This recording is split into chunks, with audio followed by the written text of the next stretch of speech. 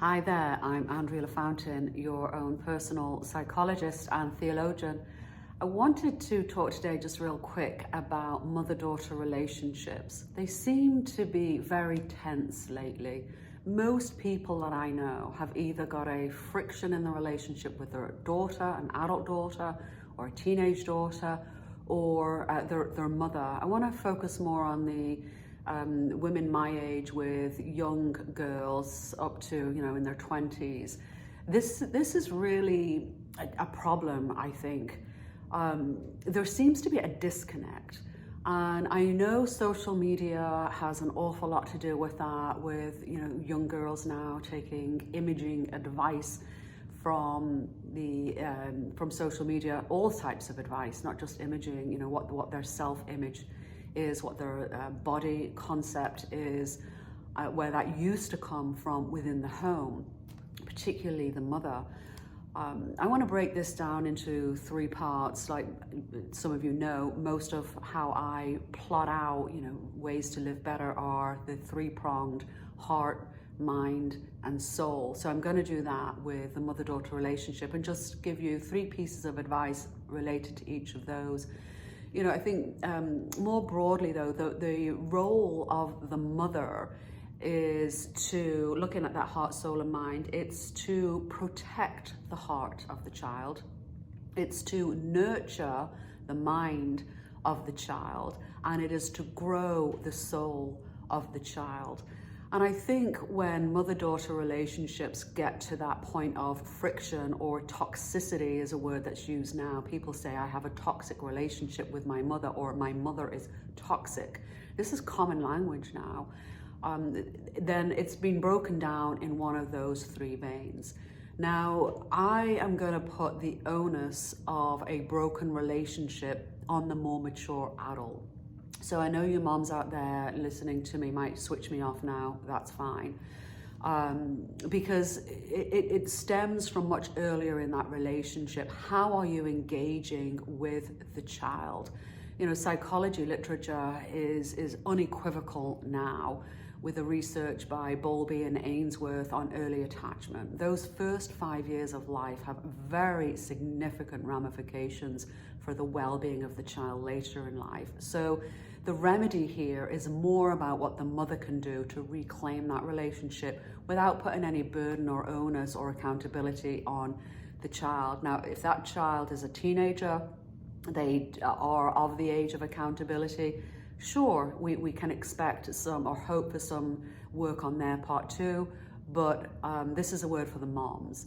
So in terms of the heart, protecting their heart, what you might do there is just be really, really sensitive to the emotions that are going on inside your daughter, and try not to rock the boat there. Try to understand where they are, why they have those emotions. And again, it could be directly attributable to your earlier relationship with your child. It could be that the world is just so mean right now. It could be that social media is infiltrated into them.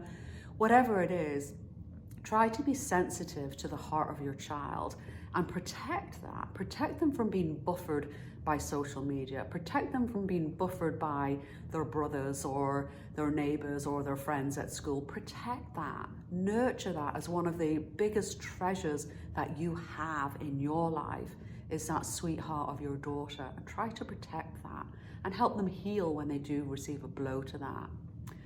On their mind, I would say nurture their mind. Help them think things through. Social media does not help anybody think things through. I talk a lot about the postmodern world, which is, this idea that there is no single truth, there is no single reality. Your reality is yours and mine is mine.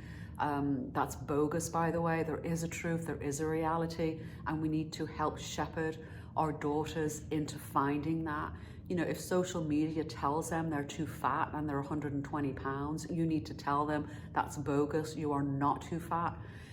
If social media tells them that they're not pretty enough, you need to tell them, well, that's not true. You need to help them find their beauty, help them with their decision making, give them some ground rules. Peers who are 14 or 15 or 18 or 6 are not what is dictating right from wrong or good from bad. Help them understand that they can process that too in their own minds, and you can give them some sound bites on that. Just because somebody's 4'7" and a friend might be 5'2" has no indication on who is more beautiful than the other. That has nothing to do with it. So just things like that, helping them get some basis for their thinking. And then on the soul, because as parents we're working the heart, the mind, and the soul in our children. The soul is just getting into that real deep inner core of the person, who they are.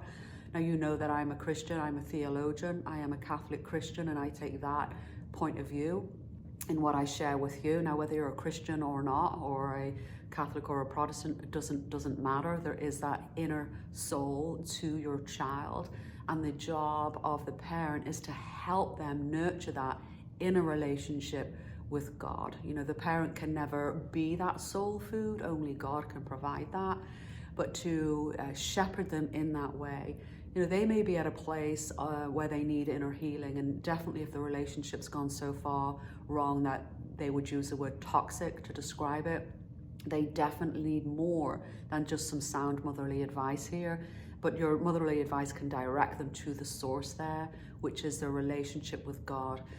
So, let me just wrap it up this way. A mother's role is really to be a role model for a life well lived. So try to emulate that for your daughters, in your hearts, in your minds, in your soul. Let them see what that looks like. And that it looks like peace. There's a peace there. So no matter what turmoil may come into your life, into your home, into your relationships, you can maintain an element of peace and stability and fortitude in your relationships. So maybe there's something there for you in heart, soul, and mind on navigating the very, very tough mother-daughter relationships. It's well worth the effort of nurturing that, because it is one of the most beautiful relationships we can have. So I hope you found something valuable there. God bless.